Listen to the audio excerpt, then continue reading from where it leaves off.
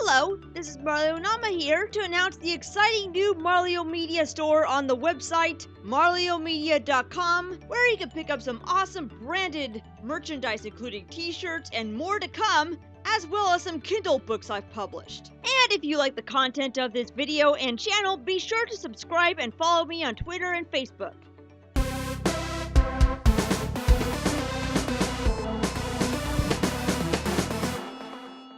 Thrilled to introduce you to our newest product, Loot Box Coin.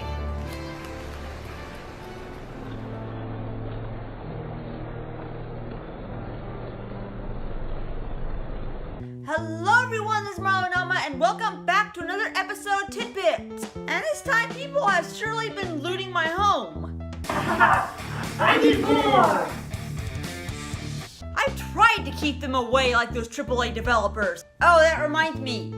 Lootbox fever has not died down. They just continue to exploit while pushing legal barriers domestically and abroad. Ah, yes, loot boxes. I've been wanting to cover loot boxes for a long time, based on the amount of controversy and backlash that they've received worldwide.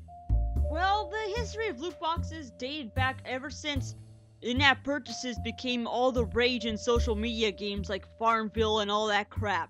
But however, it was really popularized by games like Hearthstone, where all the cards you would get would be completely random if you spent extra money/points. A similar concept to real-world trading card games when you open up a pack of them. But however, shit really didn't hit the fan until EA got on board with the whole loot box craze. Because as if the ones in Overwatch and Destiny weren't enough, they had to do it with Electronic Arts had to push it out with Battlefront 2, based on how big the Star Wars franchise is. As many of you remember, last year, critics all across the internet were blowing their shit over how this is gambling and how it's a big waste of money. Because it's all based on a system of chance. All these upgrades and characters and everything. Oh boy, I can't wait to see what's in here. Oh look, it's horse shit! Literally garbage! It's trash! Every fucking pool is trash! So what's the point? That they were assuming that people who were willing to put down the better money was able to get better upgrades and power-ups, that they essentially had an unfair advantage over the player. So much so that the value of Battlefront 2 has decreased drastically on used game shelves and the digital storefront. But no, things even got political.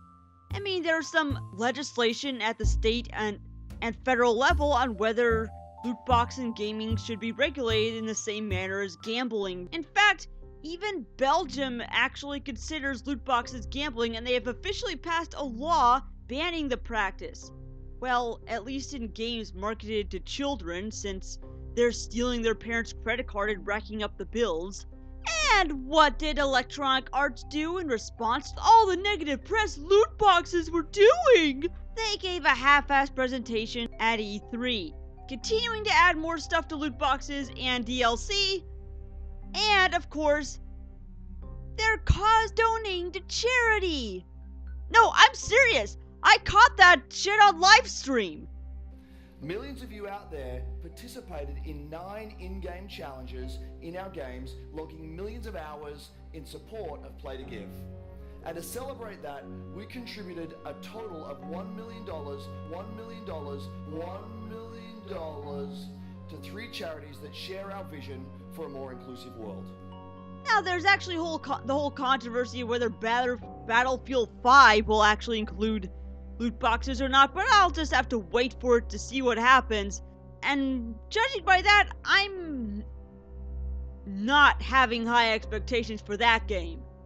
And the more people bitch and complain about loot boxes, especially from a big company like EA, crapping out big price tags with awesome upgrades that are given at random, they do not feel the least bit threatened by game critics and pundits like myself, unless they have 1 million subscribers. I mean, come on, they're not like that Estonian game developer Limed that shut me down with a fake takedown strike last year. over the criticism of their shit Game Guru asset flip. This is a big company like EA. They don't feel the least bit threatened until people begin to boycott their games in the numbers, and that will see a negative effect to their bottom line. Now, as far as US and Canadian law go, loot boxes are still legal in gaming as far until either Congress or Parliament decide to put it under the same guidelines as gambling. And if they are, the loot box feature would likely be age restricted or basically any game that's primarily marketed towards adults. Lootbox Coin is the world's first cryptocurrency that is so fucking secure, not even the owners know its actual value. Totally unregulated and absent of all civil, governmental, international, personal, or institutional liability. So what do you think, everyone? Leave your opinion in the comment section below. Which is another reason why loot boxes also decrease game replay value. Especially since your digital shit you've purchased online doesn't transfer over to other machines. Then you have to spend again. Which is why a lot of remakes and remasters should really have all the initial DLC on their initial system that they're released on packaged into the remaster deluxe edition.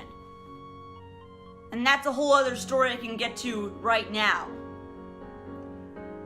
This is Mronama, signing off, and I will see you next time.